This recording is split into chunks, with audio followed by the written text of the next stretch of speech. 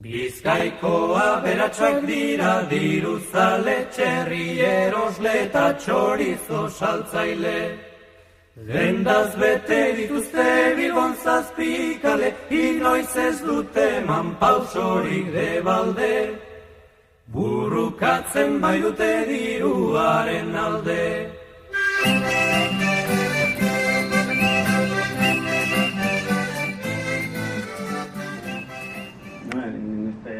De diálogo entre Joseba y yo.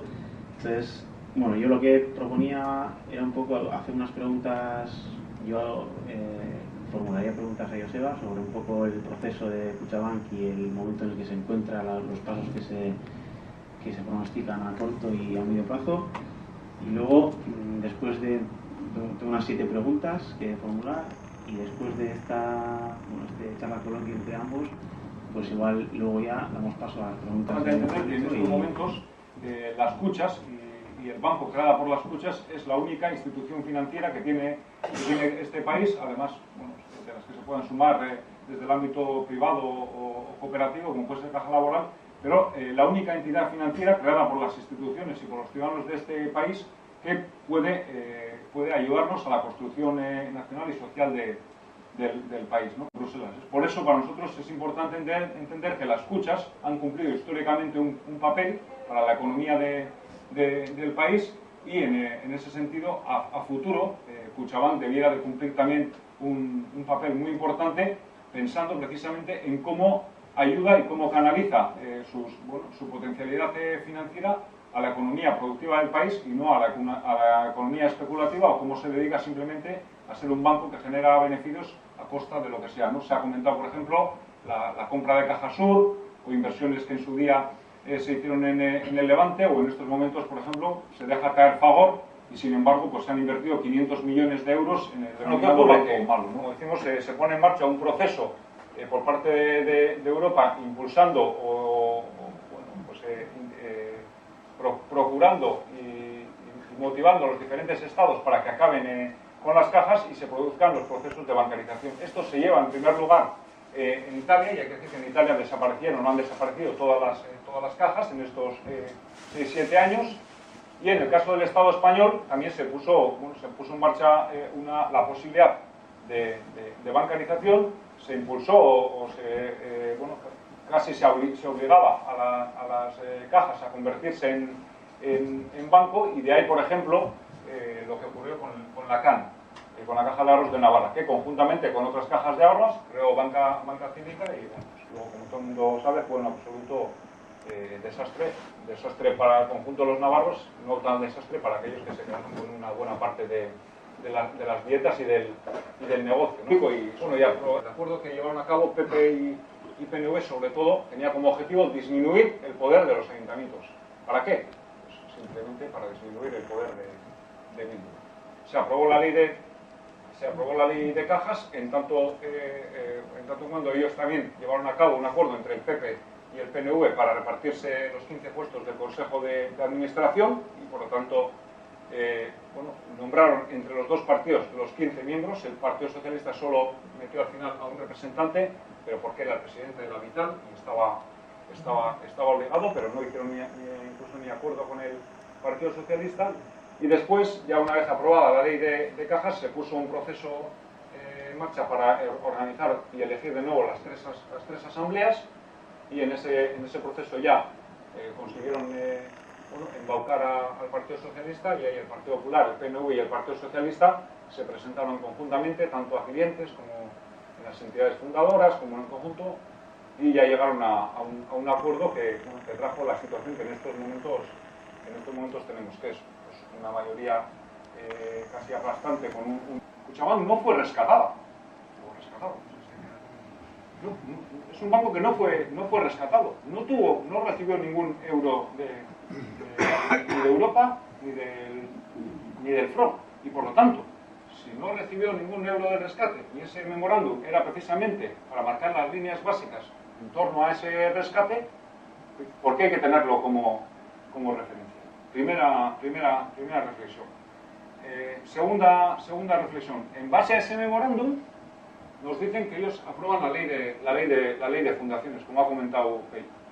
Bien, es verdad que la ley de fundaciones se aprueba en el pasado diciembre y que hay algunos, y sobre todo hay un partido político, que es el Partido Nacionalista Vasco, que lleva las últimas 4 o 5 semanas, por no decir los últimos 2 meses, intentando justificar el atraco y el robo que van a hacer el próximo día 30, diciendo que la ley nos obliga.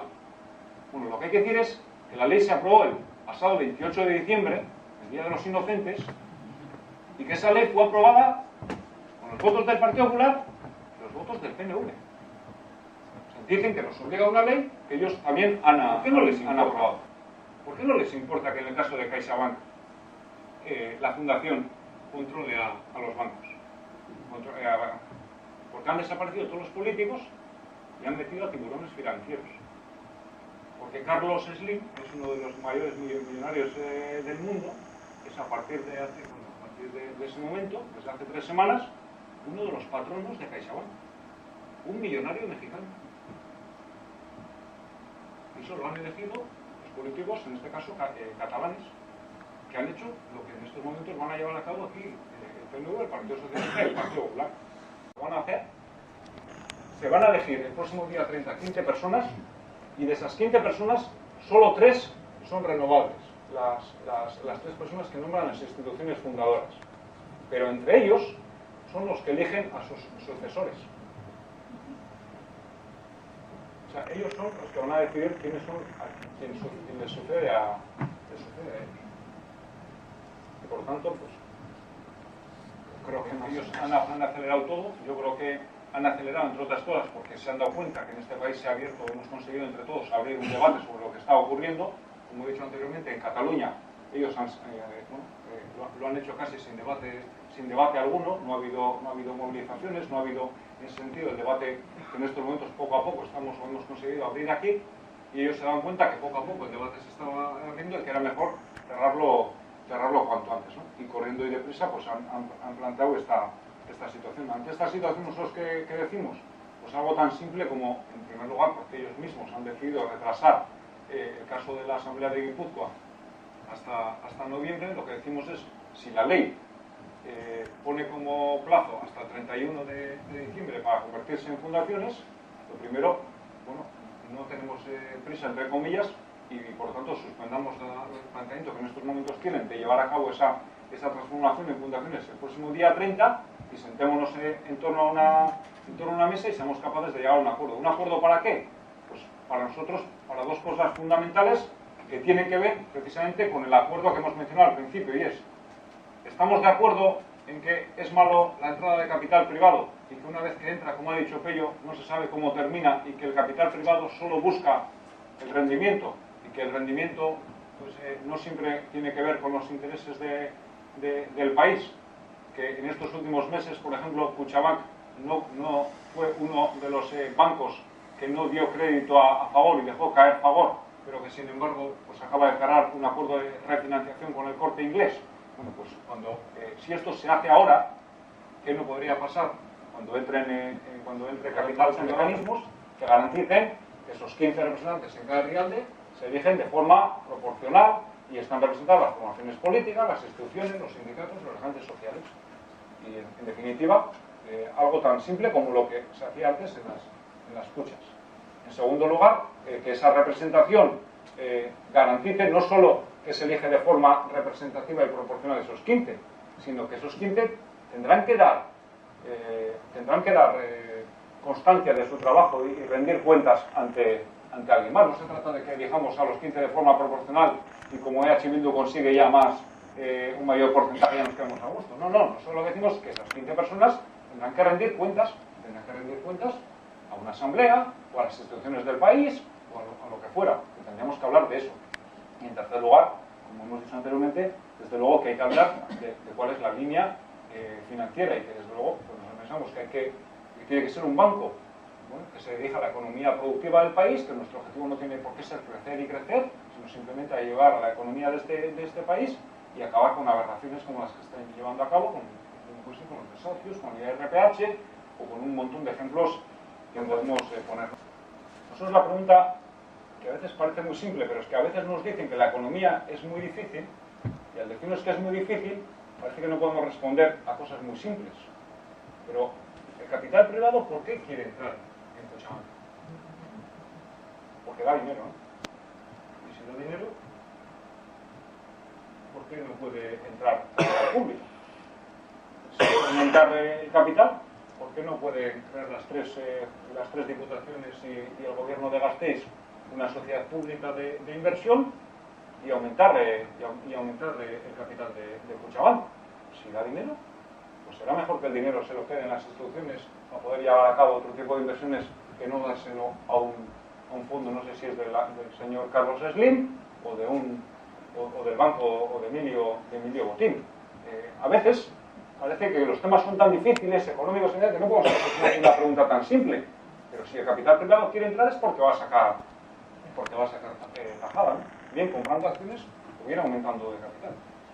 Badakite batzu pentsatu dezaketela, esan dezaketena, bueno, ez, guk egin genuen akordioa, azkenean ez du ezertarako balio, ez dutelako bete, baina, bueno, nik uste dute, EH Bilduk momentu guztietan badagoela bere iritzia emateko eta kontra dagoenean bere kontrako iritzia egiteko, ez gara alderdi politiko konbentzional bat eta kontra egin nahi dugunean egiten dugu komunikabideetan, egiten dugu institutuetan, baina egiten dugu kalean ere bai, urrengo larun baten ingo bezala, baina uste dugu ere ardura politiko eta instituzionala daukagula eta momentu batzuetan arduraz jokatu behar dela. Eta orain, itzaldian zehar, bota dituan edo errealitate guztiak beldurra ematekoa dira. Eta hala ere, pasaden astean esan dugu herri honek behar duela akordio bat, zergatik. Ez baldin badugu akordiorako eskaintza egiten eta ez baldin badera horretan saiatzen, dena lapurtuko dutelako. Dena. Desagertuko da betilako. Guk garai horretan, genukan denbora apurrean eta aukera apurrekin saiatu ginen, norabidea finkatzen. Egia da ez dutela bete, eta nik ez dakite, berriro ere egoera berdin emango balitz, nik ez nuke esango igual akordioa, ez genukela sinatu beharko, baina igual ere akordioa sinatu genuenean, igual bestelako berme batzuk ere lortu behar genituen hasieratik, eta igual lortu behar genuen lehenengo momentutik egindako akordioaren askoz ere sozializazio handiago bat eta borroka ideologiko handiago bat, korrika eta presaka egin duten hori, beraiek egin ezazen. ¿Qué es lo que podemos hacer? Bueno, pues yo creo que lo importante es que rompamos el muro de silencio que ellos quieren construir. Yo creo que es importante, ya he dicho un par de veces, tener en cuenta que en esto, en Cataluña lo han hecho todavía de forma más heavy y lo han hecho de forma más radical, precisamente porque no ha habido ningún tipo de debate social.